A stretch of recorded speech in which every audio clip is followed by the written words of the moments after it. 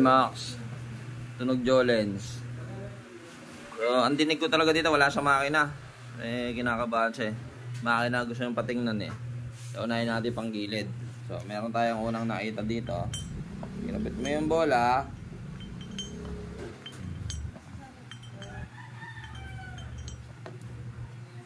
Nandiyo po makikita nyo dito kung may, may problema na yung bola niya. Para malaman nyo kung may problema yung bola nyo. Sarang ganyan, kalugin mo.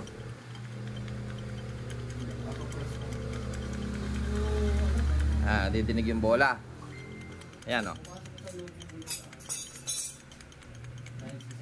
So, isa yun sa umaalog. Pero yung nadidinig nyo na maingay, na parang may holin, bukod sa bola, may iba pang problema yung pulley na to. Ito.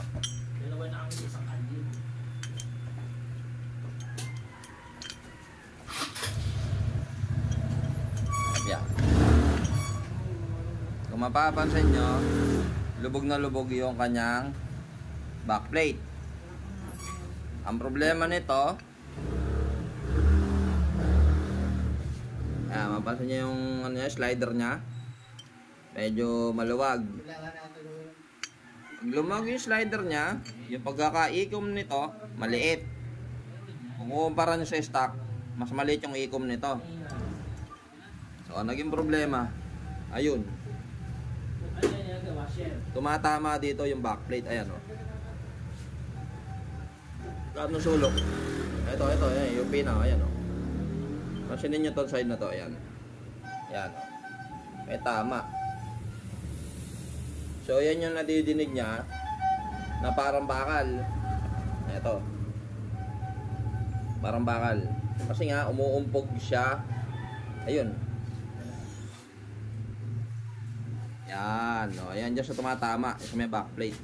Masyado maliit yung pagitan nito. Ayan o. Lahat ng sulok ng backplate, tumatama na siya. Maingay yan.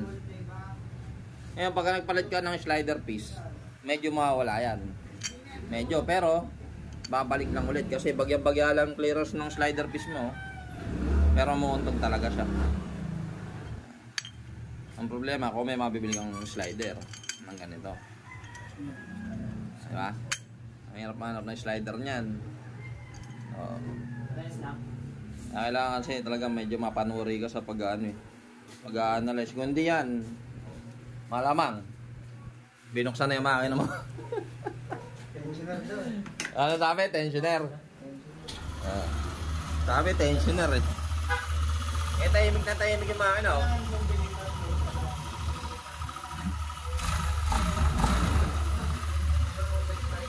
Tahimik na tahimik yung makina, yung maandar yan.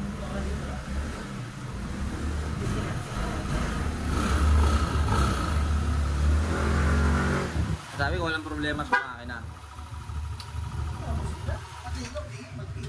Ayan.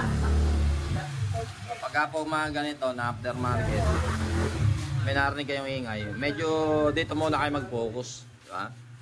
Wala ko nga dito sa may roller ramp eh. Kadalasan kasi dito sa roller ramp nagiging problema. Napupudpod, lumalaki itong pagitan, kaya yung bola, anong nangyayari? Lumuluwag, umahampas sa gilid. Ito, bukod sa umahampas sa gilid, pudpud na itong bola niya, yan o. Hindi nga pudpud yung bilog, pero yung gilid naman ang napudpud. Ayun, ito lang ang problema niya. Ayan. Kitang-kita sa camera. Hindi may pagkakaila ang problema. So, ang gagawin dito, kung akong mayari nito, papalitan ko na lang to para maiwasan ko na yung ganitong sakit. Papalitan ko na lang yung pulley. Balik ko na lang yung stock. Okay? Solve ang problema. Buhay! Vlog ka ba? Vlog ko na rin. Ito maingay din.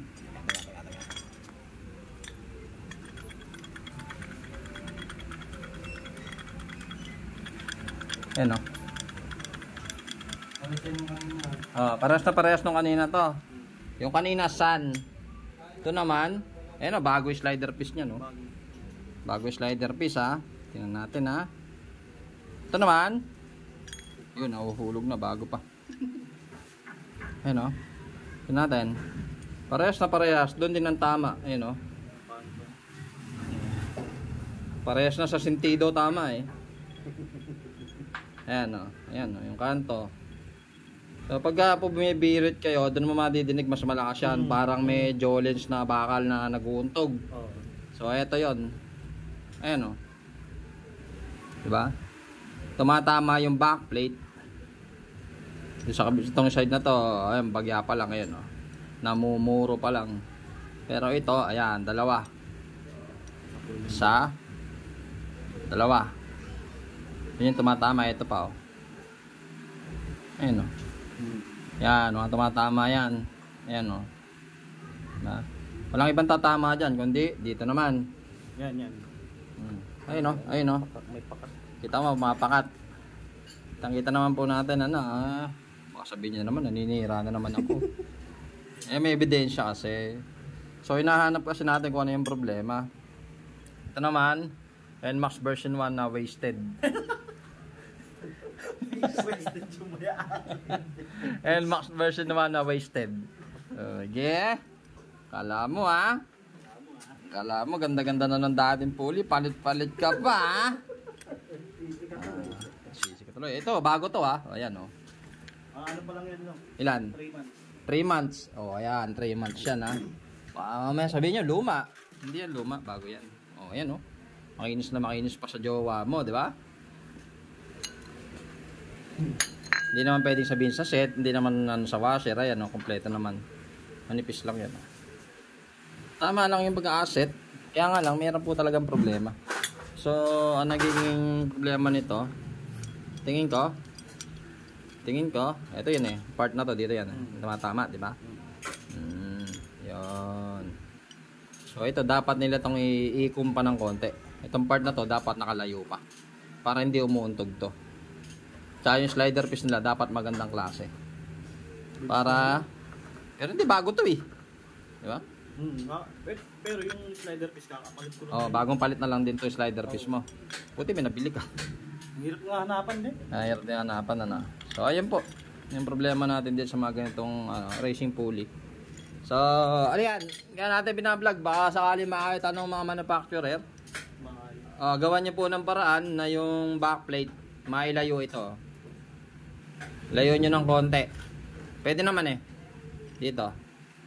Ang lawak pa nito. Yan, yung pabina yan. Malawak pa yan. Pwede nyo pa ilayo. Para hindi po tumatama dito. Yan. Yung kanina sun. Ngayon naman. Ano to? RS8. Magkamukha pati design. Maganda rin yung kanina. Diba, may makita nyo sa may ano. I-upload ko na lang pag samahin ko yung video. Isang sun, tsaka isang RS8. So, yun yung problema niya. So, minsan kasi, mapagbibintangan mo makina. Paano kung hindi mabusisi yung gagawa? Patay na. Babaklasin na yung makina. Uy, sira tensioner niyan. Sira ang ganito niyan. Sira ganyan. Tapos, ito lang pala yung salarin. Kaya naman po natin chinecheck una, yung panggilid. Kasi yun yung pinakamadali i-check. Ano gagawin natin ngayon dito? Palitan. Oh, for sale. Oh, RS8. For sale, RS8. Kala ko dito lang problema. Pati pala yung poste, yung pudpud na rin, no? Pudpud ang poste. Ayan, no? Okay. 3 buwan. Saklap. Magkano bili mo dito? Sabihin mo! Nasa around mga 2 plus yan. 2 plus eh! 2 plus. Yung totoo. Wala, nga. Palit talaga yan.